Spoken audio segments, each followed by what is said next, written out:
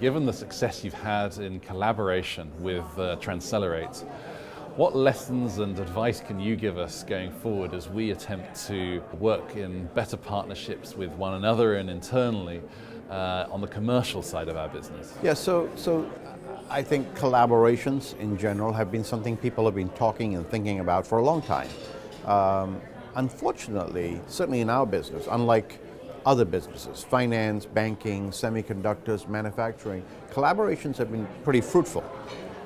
In the R&D drug development business, they've had mixed results, for lack of a better word. And that has created a concern that collaborations in consortia aren't the best way forward.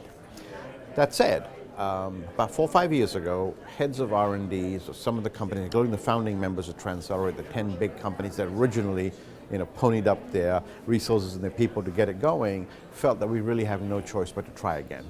And to try again with some governance, bylaws, structure, legal concerns that have often been in the middle of these consortia that haven't produced, that those things could be circumnavigated or at least avoided or managed to put this entity together. So it's a not-for-profit entity.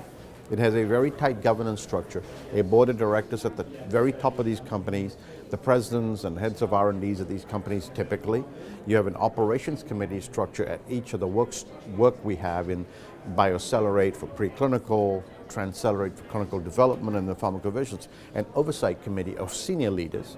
And then the work's actually done by the member companies themselves. And I think it was the realization that many of the things we do in drug development are not competitive. They are truly pre-competitive, and as such, those are the areas where we could safely take our company hats off, come around the table with common problems, and come up with common solutions. And that's been the bread and butter of what TransCelerate's done over the last 4.5 years.